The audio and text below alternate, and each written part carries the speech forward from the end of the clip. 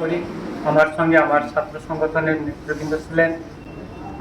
বিকালে আমি যখন করার পর আমি অভয়নগর যেটা ব্রিজের সামনে যখন যাই, তখন মানুষের অনেক দুঃখের কথা আমি শুনেছি। বাঙালি যারা ব্যবসায়ী করছেন তারাও বলছে, স্যার আমাদের কোনো স্থায়ী ঠিকানা নাই। যারা আমাদের ত্রিপুরা সাহ ব্যবসায়ী করছেন তাদেরও বললো যে আমাদের কোনো নাই। একটা অভিযোগ হলো কি, যারা অভয়নগর ব্রিজের পাশে বা আগে যারা রাস্তার কিনারের পাশে যারা ব্যবসায়ী করতেন, বিশেষ করে ত্রিপ্রাসাদের কাছ থেকে তাদের টাকা নেওয়া হয়তো। সর্বশেষ আমি যেদিন গিয়েছিলাম ওই দিন আমি গিয়ে জানতে পারলাম তাদের কাছ থেকে 20 টাকা করে, কোনো কাগজপত্র ছাড়া 20 টাকা করে ট্যাক্স কালেকশন করা হয়তো। বিষয়টা আমি সব ব্যবসায়ীর কাছ থেকে আমি শুনেছি। কিছু কিছু ব্যবসায়ী সে কথাটা খুলে বলেনি, হয়তো ভবিষ্যতে তারা ব্যবসা করতে পারবে কিনা এই কথাটা বললে সেজন্য অনেকে বলেনি। তবে এটা বাস্তব সত্য যে আমাদের মাননীয় মেয়র যে তাদেরকে স্থায়ী একটা ব্যবসায়ী স্থান দেওয়ার জন্য যে উদ্যোগটা নিয়েছেন, এটা একটা মহৎ উদ্যোগ। আমি এটা খুবই প্রশংসা করি। তবে একটা অনুরোধ থাকবো ওনার নিকট এবং মাননীয় মন্ত্রীর নিকট একটা অনুরোধ থাকবো, ও যে অভয়নগরের ব্রিজের পাশে একটা কনস্ট্রাকশন হচ্ছে, যেটা আমি শুনেছি এটা জলের একটা কনস্ট্রাকশনটা খুব বড় কনস্ট্রাকশন হচ্ছে। সে উপরে যেটা ঘরটা থাকবে সে উপরে একটা মার্কেট, খোলা মার্কেট করা যায় কিনা সেটা আপনাকে বিবেচনা রাখার জন্য আমার বিনীত অনুরোধ থাকলো। পাশাপাশি আমাদের যে খালটা আছে, খালের পাশে পাশে অস্থায়ী কিছু যারা বিকালে ব্যবসায়ী করে, শুধু বিকালের জন্য অস্থায়ী তাদেরকে করে দেওয়া যায় কিনা অস্থায়ী দোকান ব্যবসায়ের জন্য, সেটাই চিন্তা ভাবনায় যদি নিয়ে আসা হয় তাতে ক্ষুদ্র ব্যবসায়ীরা উপকৃত হবে বলে আমি মনে করি। কেননা অনেকে আমাকে বলছে অভয়নগর বাজারে যদি আমরা ব্যবসা করি দিনে আমরা 1000 টাকা বিক্রি করতে পারি না, কিন্তু অভয়নগর ব্রিজের পাশে বসে যদি আমরা বিক্রি করি 3000 4000 টাকা আমরা বিক্রি করতে পারি। তাতে আমার ছেলে মেয়েকে আমি ঘর ভাড়া দিয়ে আগরতলায় থাকতে পারি।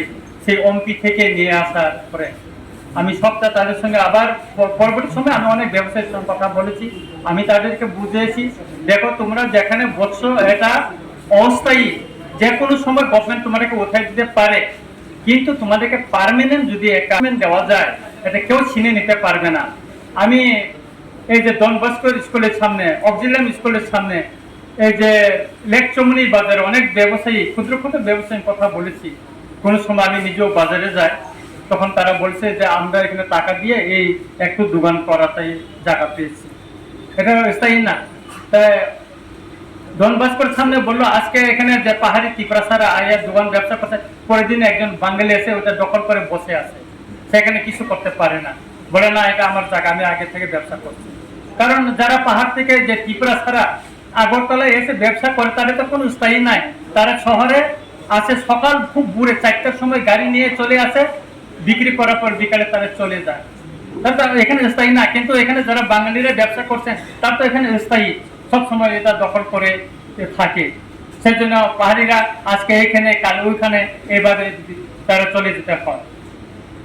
বিষয়টা যদি আমাদের মিউনিসিপ্যালিটি কাউন্সিল থেকে যদি পার্মানেন্টলি অ্যালটমেন্ট মতন একটা কাগজ দিয়ে যদি তাদেরকে দোকানের একটা যত মিটার হোক বা যত ফুট হোক দিয়ে যদি একটা সামান্য একটা কাগজ তাদেরকে পার্মানেন্ট, তাদের যে ওই নামে যে ব্যক্তিটা ওই দোকানটা পেয়েছে সেরকম একটা কিছু যদি দেওয়া যায় লাইসেন্সের মতন, তাহলে এটা সঠিকভাবে তাতে কেউ দখল করতে পারবে না বলে আমি মনে করি। আর অভয়নগর বাজারে যেটা বড় মার্কেট হচ্ছে, আমি শুনেছি আমাদের যে হিরালাল বাবু বলেছেন যে এটা বড় মার্কেট হবে, উনি ঘুরে দেখাবেন, এখানে 3 কানের উপর জমি রয়েছে, এটা তো ভালো হবে। এখানে ত্রিপুরাসা বাঙালিরা সবাই মিলে এখানে ব্যবসা করুক, পার্মানেন্ট একটা সবাই হোক, সেটা আমি চাই, আমরা সবাই চাই।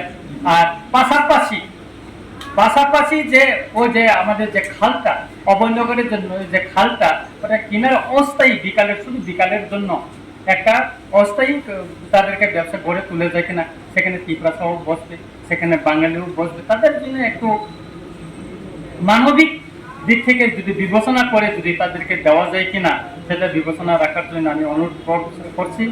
এবং আমি মাননীয় উপজাতি কল্যাণমন্ত্রী মহোদয়কেও আমি অনুরোধ করব এই ব্যবসা প্রতিষ্ঠান গড়ে তোলার জন্য প্রাইভেট থেকে ডিপার্টমেন্ট থেকেও যাতে এখানে পর্যাপ্ত একটা সহযোগিতা করা হয় এই অভয়নগর বাজারে, সেটাও আমার অনুরোধ থাকলো।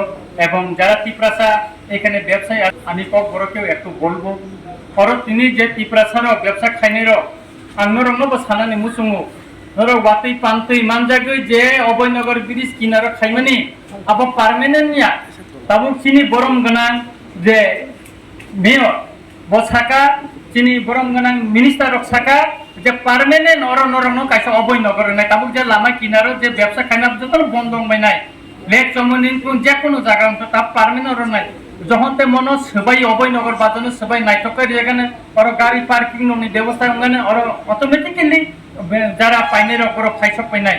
সুতরাং অভয়নগর বাজার কোন আরো লাইকা বিজনেস উনি আবিয়া একদিন ওরা ব্যবসা নাই ফিরুত রেখা ব্যবসা নাই আবনি বাগিনে তাবো ব্যবস্থা খাইজাগৈ তঙ্গ চিনি বরমগানা মেয়র অব স্পষ্ট শাখা এবং তিপ্রাসার নব 10 যে এলটমেন্ট নিজাগো তিপ্রাসার নব এলটমেন্ট নিজা নাইনে বকক দিখা ইনকা আবনি বাগিনে जों তিনর থানসা খাই ইনকা নরনি দুখনি কক আঙ্গো দিন গুরি নাইকা ননি কক বখনাকা আঙ্গো তো তিনি স্রাই কোন শাখা চিনি বরমগানা মেয়র নব আং শাখা ইনকা কাই আপনি তে কোনো চিন্তা ভাবনা করে ওয়ানানা নিকক করে আংখা খলাইও নর পার্মানেন্ট কাইসা থাইমান কাকাই চিরকাল নর ব্যবসা খাই থাকমানাই অমত সবসময় অবস্থায় নর বাতি পামতে ইমানদাকে তংমাংলা অববাই নর নিবসাপতি নব সিনাঙ্গ নর পরিণ সুযোগ মানানি নাংকাকলাইও এইটুকু বলে আমি সবাইকে আবার অভিনন্দন